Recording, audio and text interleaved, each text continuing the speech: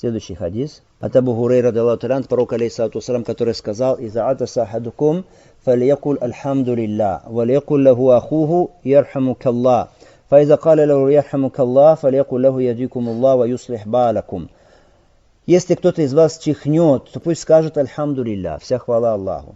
И пусть скажет ему его брат: ярхамукаллах, да смеются над тобой Аллах. А если он скажет ему ярхамукаллах, то пусть он скажет: яхдикумуллах ва юслих балакум, да наставит вас Аллах и исправит ваше положение. Хадис, который передал Бухари. Если кто-то чихнет, аль-рутас, чихание, ученые говорят, что это такое. Это воздух, который пронизывает тело. И из милости Аллаха субхану ва тааля выведение этого воздуха. Это милость Аллаха субхану ва тааля, что выводится этот воздух, поэтому человек восхваляет Аллаха субхану ва тааля. Кроме того, почему еще восхваляет? Потому что раз человек чихает, чихание это, если, конечно, он не простужен, это указание на активность человека, на бодрость его, в отличие от зевоты. Когда человек зевает, это указывает на вялость, а чихание указывает, наоборот, на бодрость. Поэтому человек восхваляет Аллаха субхану ва тааля. Во-первых, выводится, что вот этот воздух, который вредит человеку. Во-вторых, что? Бодрость. Это признак бодрости. Поэтому человек говорит: альхамдулилля. Вся хвала Аллаху. Аль-хамд. Что такое аль-хамд? Аль-хамд это описание кого-то совершенством, с любовью и возвеличиванием. Даже если один раз. Это хвала. То есть один раз описал каким-то качеством совершенства кого-то с любовью и возвеличиванием, это будет аль-хамд. Хорошо. Если много раз описывает постоянно вот так совершенством, еще раз, это уже будет сана, это будет восхваление, сана. На это указывает хадис пророка алейхиссалату вассалям. Аллах субхану тааля говорит: «Касамту саля бейни ва бейни абдин исфейн». Я поделил намаз на 2,5 между мной и моим рабом. Или еще сура Аль-Фатиха. Когда раб говорит: «Альхамдулилляхи раббил алямин», вся хвала принадлежит Аллаху, Аллах говорит: «Хамидани абди». Хамидани. Сделал хамд. Похвалил меня мой раб.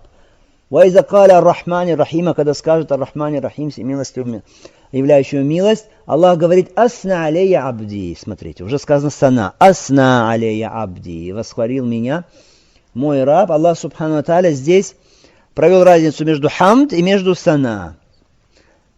Хорошо? Когда он первый раз сказал, Аллах субхану ва тааля назвал это как хамд. Второй раз как сана.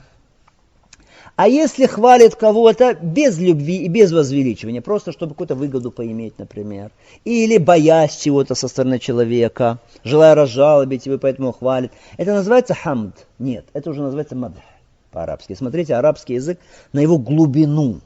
Одинаковые буквы. Хамида мадаха. 3 буквы одинаковые здесь. Хамим даль, да, и там то же самое. Но меняется порядок и как меняется смысл. Мадх – это когда хвалит, но без любви и без возвеличивания в сердце, а просто как? Из-за какой-то выгоды или из-за страха. Это мадаха. А хамида, когда с любовью и возвеличиванием. Это отличие от хамда. Альхамдулилля. Вся хвала лилля. Аллаху. Вот это лям, ли. Лилля. Эта частица указывает на какой смысл? На смысл, что Аллах заслуживает всей похвалы, или на смысл, что Аллаху принадлежит вся хвала. И на то, и на это на самом деле. Хорошо? То есть абсолютная, совершенная хвала, хамд, заслуживает ее только Аллах субхану ва тааля. И абсолютно совершенная хвала, она принадлежит только Аллаху субхану ва тааля. Поэтому оба смысла, и истихкак, и ихтисас, для лям здесь, для частицы ли, они что? Подходят. Пусть скажет ему его брат: да смеется над тобой Аллах. Кто брат? Кто брат? Мусульманин. Значит, чихающий здесь речь о таком, о мусульманине. Хорошо. Итак, если мусульманин чихнул, сказал альхамдулилля, пусть скажет ему его брат: ярхамукаллах. Ярхамукаллах буквально, если перевести, смилуется над тобой Аллах. То есть предложение повествовательное, хабар. Но в значении чего? В значении талаб, то есть в значении дуа. То есть да смилуется над тобой Аллах. Как бы человек говорит: Аллахумма архамху, о Аллах, помилуй его, ярхамукаллах, то есть просит человек, для этого человека милость от Аллаха. Что такое рахма? Милость, чтобы было приобретение этим человеком того, что он хочет, желанного, и отведение от него нежеланного. Вот что такое рахма. Если рахма упоминается вместе со словом магфира, прощение, тогда прощение указывает на отведение от человека нежелаемого, да? А рахма указывает на получение человеком желаемого. А если просто рахма, тогда указывает и на то, и на это. Понятно? А если он скажет ему ярхамукаллах фальякуль лаху, то пусть ему скажет кто? Чихнувший, яхдикумуллах ва юслих балякум, да наставит вас Аллах и исправит ваше положение. Опять это предложение повествовательное. Яхдикумуллах, наставляет вас Аллах и исправляет ваше положение. Буквально так. Но в значении да, наставит вас Аллах и да исправит ваше положение. Да наставит хидая. Просьба о хидая для этого человека. Хидая, оба вида хидая. Оба вида прямого руководства, наставления на верный путь. Как в виде указания на истину, разъяснения истины, так в виде тауфика, то есть наставления сердца человека. Оба вида хидая просим для этого человека от Аллаха субхану ва тааля, ва юслих балякум, и исправит ваше положение.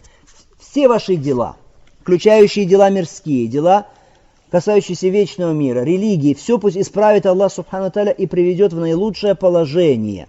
Смотрите, здесь ответ мольбой на мольбу, но это ответ он еще лучше, чем та мольба, которую сделали за него. Хорошо, молитву, которую сделали за него, это лучше. Хорошо? Яхдикумуллаху сейбалякум. Ответ лучшим. Какие выводы из этого хадиса? Ну, во-первых, установленность хамда, то есть восхваление Аллаха, альхамдулилля, для чихнувшего. То есть тот, кто чихнул, для него установлено в шариате сказать альхамдулилля, восхвалить Аллах субхану ва тааля. Сказано фальякуль, пусть скажет. Это частица приказа, лямуль амр. Означает ли это, что восхвалить Аллаха, если ты чихнул, это ваджиб или это желательно, сунна? Большинство ученых говорят, что это желательно. То есть не ваджиб, а желательно. Некоторые ученые говорят, нет, обязательно. Потому что, во-первых, частица приказательная здесь. Фальякуль, пусть скажет. Во-вторых, это восхваление в ответ на милость Аллаха субхану ва тааля. Человек получил милость от Аллаха, ни'ма, в виде чихания, и он восхваляет Аллаха субхану ва тааля. Кроме того, если он не скажет альхамдулилля, он наказывается чем? Лишением дуа за него. Ему не скажут ярхамукаллах, а лишение чего-то бывает, лишение милости бывает только за оставление ваджиба. Поэтому они говорят, сказать альхамдулилля это обязательно. То есть указывает на вуджуб. То есть это мнение о том, что сказать альхамдулилля ваджиб, это очень сильное мнение. Те, которые говорят, что не ваджиб, а желательно, они говорят, что это слова пророка алейхиссалату вассалям. «Иза ата сахадукум ва хамидаллах фашамиту». Если кто-то из вас чихнул и восхвалил Аллаха, тогда произнесите ташмид. То есть как бы указывается на то, что если чихнул и восхвалил, то есть, а может и не восхвалить. Как бы в этом хадисе есть какое-то указание, что может быть не обязательно. Другой вывод из этого хадиса. Чихание это из милости Аллаха субхану ва тааля. Поэтому установлено восхваление Аллаха за это. Так же, как установлено восхваление за еду. Пророк алейхиссалату вассалям говорит, Аллах доволен рабом, когда он примет пищу и восхвалит Аллаха. Выпьет питье и восхвалит Аллаха. Чихание наподобие этого. Поэтому за милость восхваляет человек Аллах субхану ва тааля. Отрыжка. Входит ли она в это число? То есть, если человек, например, произвел отрыжку, нужно ли ему тоже сказать альхамдулилля или нет?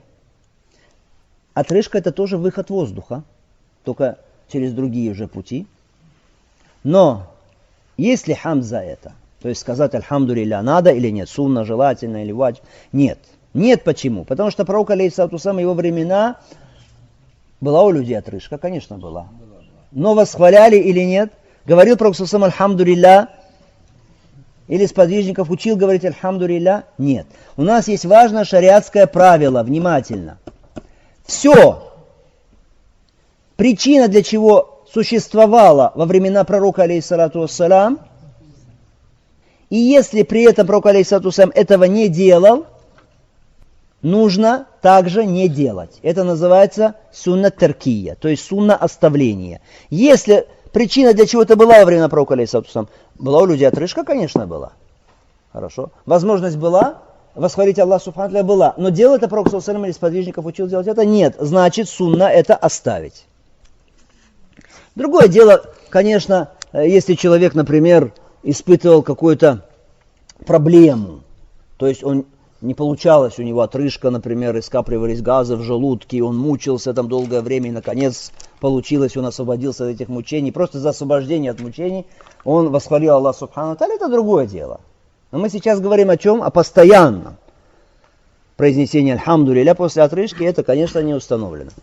Другой вот из этого хадиса, что не мусульманин, внимательно, не мусульманин не установлен для него ташмит. Потому что сказано «фалеку ляваху», пусть скажет ему его брат. То есть, если иудей или христианин чихнул и сказал «Альхамду лилля», говорится ему «Ярхамукаллах»? Нет. Это касается мусульман. Поэтому передано, в хадисе Шейх Альбани назвал этот хадис достоверным, от Абу Бурда, что иудеи, они специально чихали возле пророка, алейхиссалату вассалам, надеясь на то, что пророк, алейхиссалату вассалам, скажет им «Ярхамукумуллах», да смилуется над вами Аллах. Пророк, алейхиссалату вассалам, говорил им «Яхдикумуллах, если валь», да наставит вас Аллах, исправит ваше положение. Поэтому, если так кафир чихнул и сказал «Альхамду лилля», мы не говорим ему «Ярхамукаллах», потому что дуа о милости для них запрещено. Мы говорим «Яхдикумуллах», да наставит вас Аллах. Да наставит вас Аллах. Другой из этого хадиса, что если человек услышал, как кто-то восхвалил Аллаха, сказал «Альхамду лилля», то ему обязательно сказать, что «Ярхамукаллах». Вопрос, это кифая или айн, фарду кифая или фард айн. То есть все услышавшие должны сказать «Ярхамукаллах» ему, если он сказал «Альхамду лилля», или если кто-то скажет «достаточно». Есть разногласия среди ученых, но Аллаху та'аля алям, правильно, что все должны. Все должны. Это фард айн, потому что есть у нас хадис пророка, алейхиссалату вассалям, который передан у Термизи, где сказано «каждый, кто услышал, пусть скажет». Хорошо? Другой из этого хадиса, что чихнувший отвечает «Яхдикумуллах ва юслих балякум», а можно ограничиться и сказать «Яхдикумуллах» только. Хадис указывает на то, как бы, да, это захир хадис, очевидный смысл, что обязательно два слова, сказать «Яхдикумуллах» и «Юслих балякум» в этом хадисе. В этом хадисе конкретно ничего не сказано о том, что должен делать чихнувший, как себя вести. Но есть другие хадисы, которые указывают на норму чихания. На то, что когда человек чихает, ему нужно прикрываться рукой или прикрываться одеждой. Как это передано в хадисе от Абу Хурайры, ради Аллаху та'аля ан. Сказано, что пророк, алейхиссалату вассалам, когда он чихал, то он клал на свой рот руку, то есть закрывал рот рукой или одеждой. Поэтому, когда человек чихает, он должен закрывать либо рукой, либо одеждой. Тем более, когда что-то он боится, что что-то вылетит у него изо рта при этом, будет неприятно окружающим, поэтому нужно закрывать. Смотрите, сунна пророка, алейхиссалату вассалам, сколько веков назад, это одно из доказательств, что это посланник от Всевышнего Аллаха. Эти нормы нравственности, эти нормы поведения, что касается западного общества, то они дошли до этого сравнительно недавно. Хорошо? Когда поняли, что там бактерии, когда и то и сё, тогда закрываться надо, тогда маски надо одевать и все, или одеждой прикрываться, хорошо?